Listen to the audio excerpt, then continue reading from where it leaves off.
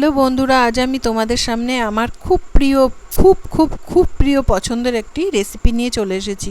দেখে নাও তার জন্য কি কি লাগছে।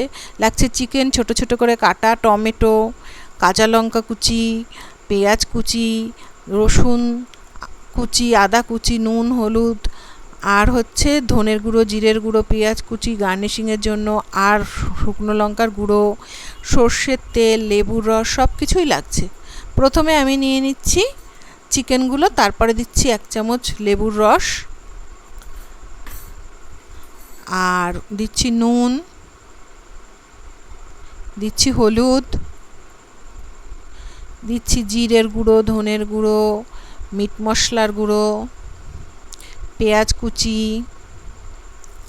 সবটা পেঁয়াজ কুচি দিয়ে দিলাম, লঙ্কা কুচি দিচ্ছি, টমেটো কুচিও দিয়ে দিলাম, দিচ্ছি রসুন কুচি, আদা কুচি,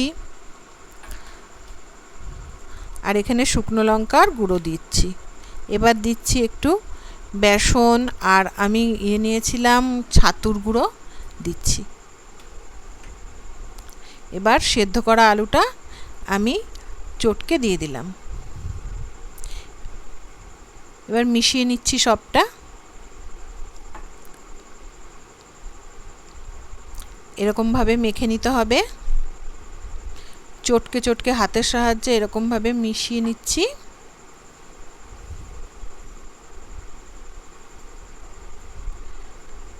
আমার এই রেসিপিটি খুব পছন্দের, মাঝে মাঝে আমি করি, বাড়ির সবার ভীষণ পছন্দের। আবারও আমি একটু দিয়ে দিলাম টাইট করার জন্য।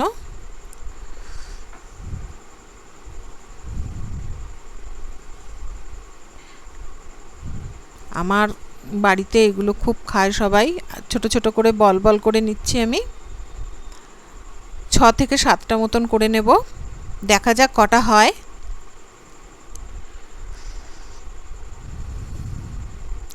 কালারটা খুব ভালো হয়েছে, দেখবো ভেজে কেমন লাগে দেখতে, দেখবেন আপনারা।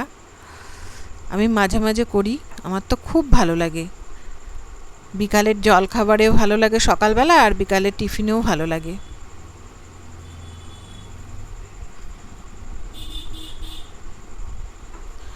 সাতটা মতো হয়েছে, এই দেখুন কত সুন্দর হয়েছে। এবার সর্ষের তেল দিচ্ছি আমি, আপনারা চাইলে সাদা তেলেও করতে পারেন। আমি সর্ষের তেল দিয়ে দিয়েছি অনেকটা। সর্ষের তেলটা বেশ গরম হয়ে গেছে, আমি একটা একটা করে ছেড়ে দেব। এই রেসিপিটি আপনাদের কেমন হয়েছে আমাকে কিন্তু জানাবেন কমেন্টের মাধ্যমে, প্লিজ প্লিজ প্লিজ। সব কটা দিয়ে দিয়েছি একবারে, তেলটা অনেকটা, তার জন্য। এক পিঠটা একটু সোনালি করে ভাজা হলে তারপরে আমি আবার উল্টে দেব। এবার হয়ে গেছে সোনালি করে মনে হয়, দেখি তো কেমন হয়েছে ভাজাটা।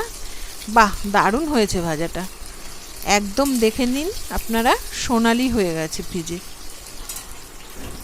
উল্টে নিচ্ছি আমি।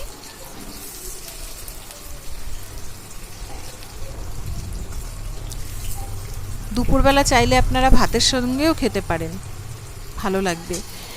একটু টমেটো কুচি, একটু স্যালাড, একটু পেঁয়াজ কুচি কুচি করে কেটে নিয়ে যদি ভাত দিয়ে কাঁচা লঙ্কা ভেঙে খান, সেটা খুব স্বাদের হয়। আমি আস্তে আস্তে করে সব কটাই উল্টে দিয়েছি। এই পিঠটা ভাজা হলে আমার ভাজাটা মোটামুটি কমপ্লিট হয়ে যাবে। তাহলে হোক আর একটু ভাজা। ভাজা হয়ে গেছে, আমি উঠিয়ে নিচ্ছি ঝাঁঝরি হাতার সাহায্যে। তেলটা ছেঁকে ছেঁকে ওঠানো যায়, তার জন্য আমি ঝাঁঝরি হাতা ব্যবহার করেছি। চাইলে আপনারা খুন্তি দিয়েও তুলতে পারেন। দেখুন কি সুন্দর হয়েছে। আপনারা বাড়িতে বানিয়ে খাবেন আর আমাকে বলবেন কেমন হয়েছে। আমারও খুব ভালো লাগবে আপনারা যদি জানান। দেখুন কত সুন্দর। ওয়াও, কি গরম।